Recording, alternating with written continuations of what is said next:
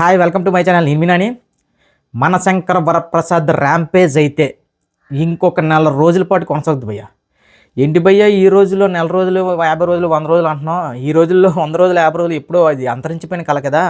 ఆ కళని మళ్ళీ తిరిగి తీసుకొచ్చిన మన మెగాస్టార్ చిరంజీవి గారు అని అంటాను. ఎందుకంటే ఇప్పుడు ప్రజెంట్ సంక్రాంతి సీజన్లో అసలు చిరంజీవి గారి సినిమాకి టాక్ వస్తేనే ఒక పెద్ద ఇంకా వాల్కనో బద్దలైనట్టే. ఇప్పుడు ఇది సంక్రాంతి సీజన్ అవ్వడంతో చాలా ఏరియాల్లో, ముఖ్యంగా గ్రామీణ ప్రాంతాల్లో అయితే థియేటర్లలో ఎక్స్ట్రా చైర్స్ యాడ్ చేసి, ఇది గుర్తుపెట్టుకోండి, కొన్ని దశాబ్దాలు అయిపోయింది ఎక్స్ట్రా సీట్స్ యాడ్ చేయడం కానీ, లేదంటే కుర్చీలు పట్టుకొని థియేటర్కి వెళ్ళడం కానీ, అలాంటి సీన్లన్నీ చూసి కొన్ని దశాబ్దాలు అయిపోయింది. మళ్ళీ ఆ వైభవాన్ని, తెలుగు సినిమాకి పూర్వ వైభవాన్ని రూరల్ ఏరియాలో తీసుకొచ్చిన ఏకైక నటుడిగా మాత్రం ఇప్పుడు మనం మెగాస్టార్ చిరంజీవిగా నిలబడిపోయారు. మామూలు ర్యాంపేజ్ కాదన్న. టికెట్ ముక్క దొరకట్లే. 4 షోలు, 8 షోలు, 12 షోలు అంటే ఒక్కొక్కసారి ఫుల్ అవుతున్నాయంటే మల్టీప్లెక్స్లో 22 సీఎస్ ఒక్కసారిగా ఫుల్ అవ్వడం అంటే ఇది మామూలు విషయం కాదు. సినిమా రిలీజ్ అయ్యి 5వ రోజు అవుతున్నా సరే డే 1 కంటే డే 2, డే 2 కంటే డే 3 ఇలా డే బై డే పెరిగిపోతే వెళ్ళిపోతుంది తప్ప కలెక్షన్స్ ఎక్కడక్కడ డ్రాప్ కానీ గీప్ కానీ లేదు. ఇది ప్యూర్ మెగాస్టార్ ర్యాంపేజ్. ఇది మామూలు ర్యాంపేజ్ కాదు భయ్య. ఏటి భయ్య, 3 రోజుల్లో 300 కోట్లు ఏటి, 5 రోజులు ఇప్పుడు కంప్లీట్గా ఇంకా ఆల్మోస్ట్ ఇప్పుడు అందరూ జస్ట్ 4 రోజుల్లో కంప్లీట్గా బ్రేక్ ఈవెన్ అయిపోయి లాభాల్లోకి వెళ్ళిపోయారంటే ప్రతి డిస్ట్రిబ్యూటర్, ఎగ్జిబ్యూటర్ ఇంక ఇంతకు మించిన ర్యాంపేజ్ ఇంకేముంటుంది. మళ్ళీ చెప్తారా, ఒకటే తెలుగు సినిమాకి, ప్రపంచానికి మెగాస్టార్ ఒక్కడే, అది మెగాస్టార్ చిరంజీవి గారు మాత్రమే. ఇది మామూలు ర్యాంపేజ్ కాదన్న. అంటే కొంతమంది మెగాస్టార్ చిరంజీవి గారి మీద అంటే ఏ విధంగా మాట్లాడుతున్నారంటే, ఆ మెగాస్టార్ చిరంజీవి మెగాస్టార్ అంటారు, అంతగా ఆయన అంత గొప్ప సినిమాలు చేస్తారా అన్నారు. నేను అలా చెప్పేవాళ్ళకి ఒకటే చెప్తున్నా, నీకు ఏదైనా సరే ఒక పవర్ఫుల్, ఒక క్యారెక్టరైజేషన్తో సినిమా కావాలంటే ఒక గ్యాంగ్ లీడరు, ఒక ముఠా మేస్త్రి, లేదు ఒక ఒక పౌరాణికం ఆ టైప్ ఆఫ్ ఏదైనా సినిమా చేయాలి, అది ఏది కావాలి అనుకుంటే ఒక శ్రీమంజునాథ్ చూడు. ఇంకా సరదాగా ఉండే సినిమాలు ఏమైనా కావాలంటే ఒక దొంగ మొగుడు, ఒక చంటి అబ్బాయి, ఇంకా చెప్తున్నా కదా, ఇంకా కొన్ని సినిమాలు, ఇంకా గరానా మొగుడు, అలాంటి సినిమాల్లో అయితే ఇంకా కేక్ వాక్ భయ్య. ఇంక చెప్తున్నాను కదా, మెగాస్టార్కి అలాంటి సినిమాలు కేక్ వాక్. ఇక అయివేనా ప్రయోగాత్మక సినిమాలు ఉన్నాయా చిరంజీవి గారు చేసిన అడిగిన వాళ్ళు కూడా నేను చెప్తా. ఒక ఆపద్ బాంధవుడు, ఒక స్వయం కృషి అనే సినిమాలు, ఆ టైప్ ఆఫ్ క్యారెక్టర్లు ఇండియాలో ఏ హీరో కూడా చేయలేడు. అంటే మనకి ఇప్పుడు ప్రజెంట్ విక్రమ్ గారిని, లేదంటే కొంతమంది కమల్ హాసన్ గారిని, ఇప్పుడు అంటే ఎస్ వాళ్ళు చాలా లెజెండరీ యాక్టర్స్, కానీ అలాంటి క్యారెక్టర్లు ఎప్పుడో చేసేసి ఒక ఆపత్ బాంధవుల్లో చిరంజీవి గారు చేసి, ఇంకా చెప్తున్నాను కదా, ఇంకా ఏడుపు వచ్చేది దాని యాక్టింగ్ ఆ రేంజ్లో ఉంటుంది. ఇంకా సెంటిమెంట్ సినిమాలు అంటారా, ఒక విజేత, ఒక డాడీ, అభిమానులతో సంబంధం లేకుండా ఎవడైనా సరే కన్నీరు పెట్టుకోవాల్సిందే. ఈవెన్ స్నేహం కోసం సినిమాలో కూడా ఆ పెద్ద చిరంజీవి గారి క్యారెక్టర్ మనకి ఖచ్చితంగా కళ్ళలో నీళ్ళు తెప్పిస్తాయి.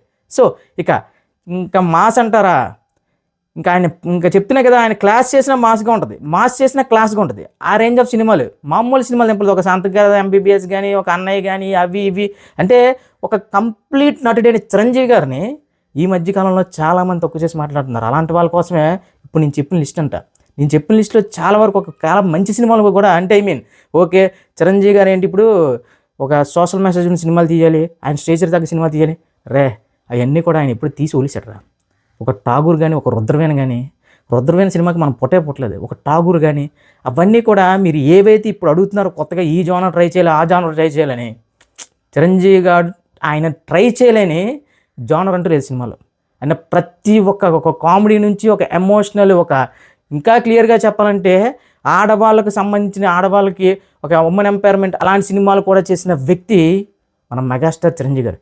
హిట్లర్ సినిమా చూడండి, మామూలుగా ఉండదు. చెప్తున్నా కదా, ఈ మధ్య ఎవడు పడితాడు ఏదేదో వాగేస్తున్నాడు, కానీ వాళ్ళందరికీ కూడా జస్ట్ ఆ పైన చెప్పిన లిస్ట్లో, ఇంకా చెప్పాలంటే ఇంకా లిస్ట్లో ఉంటుంది మన శంకర వరప్రసాద్, కానీ ఆ లిస్ట్లో ఉన్న సినిమాతోనే, అది చిరంజీవి గారి లిస్టే. నేను సినిమాల పరంగా అనట్లే, చిరంజీవి గారి సినిమాలో లిస్ట్ అని ఎందుకు అంటున్నానంటే, ఆయన చెప్తున్నా కదా, ఆయన ట్రై చేయని జోనర్ కానీ, ఆయన చేయని క్యారెక్టర్ కానీ ఏవి లేవురా బాబు. ఈవెన్ మంజునాథ సినిమాలో శివుడిగా, ముఖ్యంగా మనకు ఒక ఓల్డ్ గెటప్లో ఒక సీన్స్ ఉంటాయి. ఆ సీన్స్ చూస్తే కంప్లీట్ నటుడంటే చిరంజీవి అనాల్సిందే. మనకేంటంటే ఏదో మన హీరోల మీద మనకున్న నమ్మకంతో, గుడ్డి నమ్మకంతో, మన ఫేవరెట్ హీరోల మీద ఉన్న నమ్మకంతో చిరంజీవి గారిని సరిగా చూడలేకపోతున్నాం. కానీ ఇప్పుడు జనరేషన్ చెప్తున్నా, చూడలేకపోతున్నారు మీరు. కంప్లీట్ నటి అంటే చిరంజీవి గారే. సో ఇలాంటి టైంలో జస్ట్ మనశంకర్ వరప్రసాద్ అంటే ఒక ఫ్యామిలీ ఎంటర్టైన్తో ఈ రేంజ్ ఆఫ్ రికార్డులు పెడుతున్నాడంటే ఇంక ఇండియాలో ఏ హీరోకైనా సాధ్యమే భయ్య.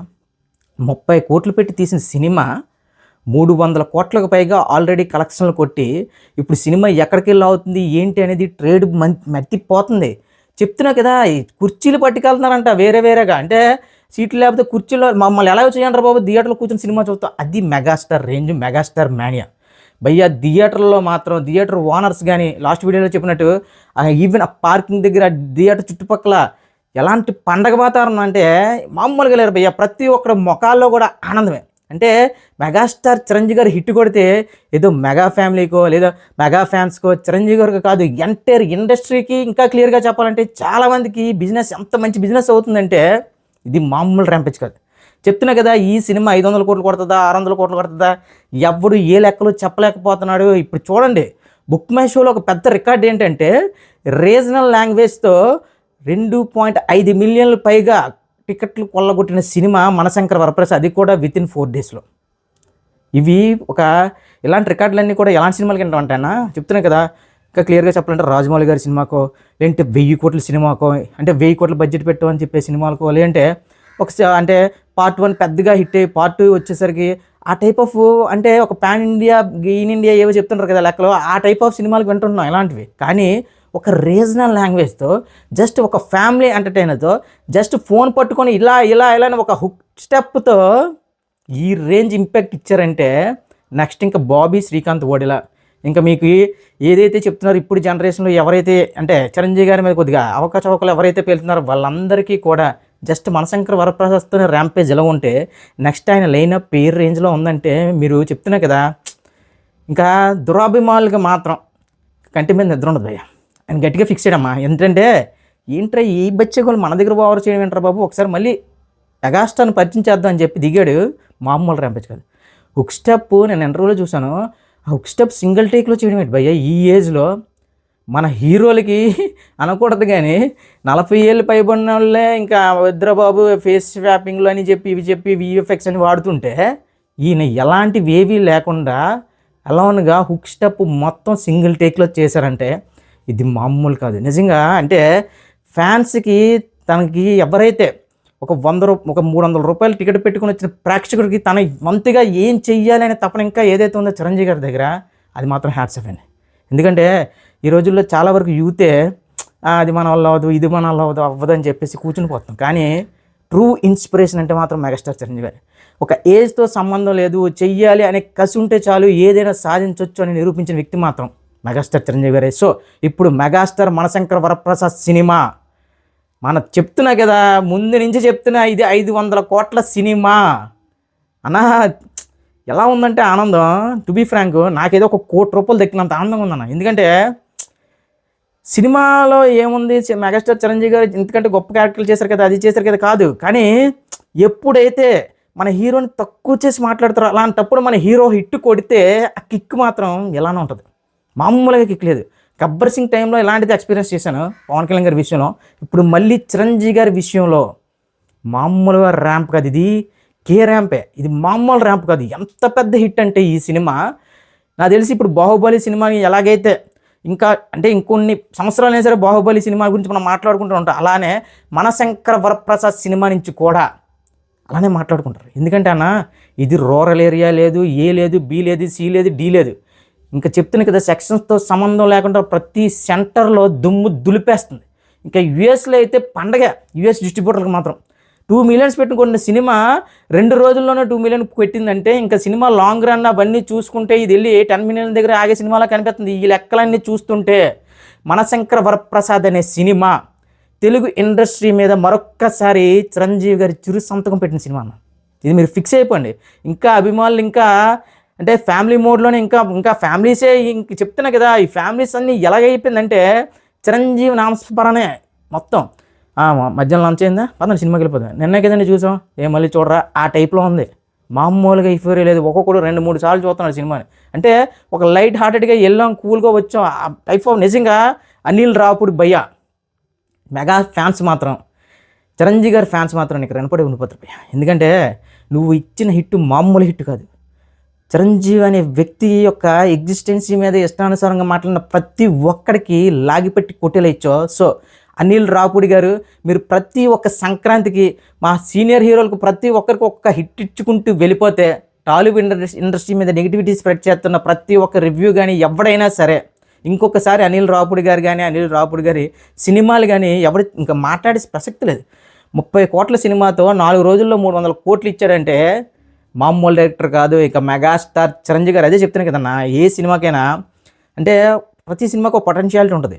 దానికి స్టార్ పవర్ అనేది యాడ్ అయితే ఆ రేంజ్ ఏంటి అనేది ఈ సినిమాతో రిలీజ్ అయింది. నిజంగా ఇదే సినిమా వేరే హీరో చేయొచ్చు, లేదంటే ఎవరైనా, కానీ ఈ రేంజ్ కలెక్షన్స్ మాత్రం ఊచకోత. సంక్రాంతికి వస్తున్న సినిమా కలెక్షన్స్ రీజనల్ లాంగ్వేజ్లో బిగ్గెస్ట్ సినిమా.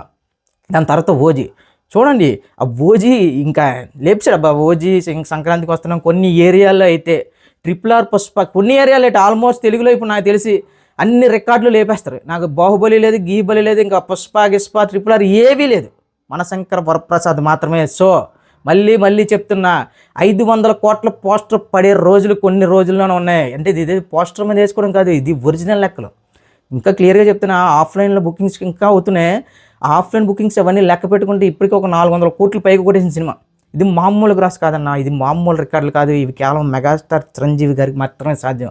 సో ఎవడు ఇంక ఏ గిగిటివిటీ ఇంకెవడు ఎంత స్ప్రెడ్ చేసుకున్నా, సినిమా అనేది ఒక జ్వాలలాగా, ఒక కారు చిచ్చులాగా జనాల్లోకి, ముఖ్యంగా ఫ్యామిలీ ఆడియన్స్లోకి వెళ్ళిపోయింది ఈ సినిమా. ఇంకా చెప్తున్నా కదా, మళ్ళీ ఈ రికార్డులు కొట్టాలంటే మళ్ళీ చిరంజీవి గారు వెళ్ళవద్ది.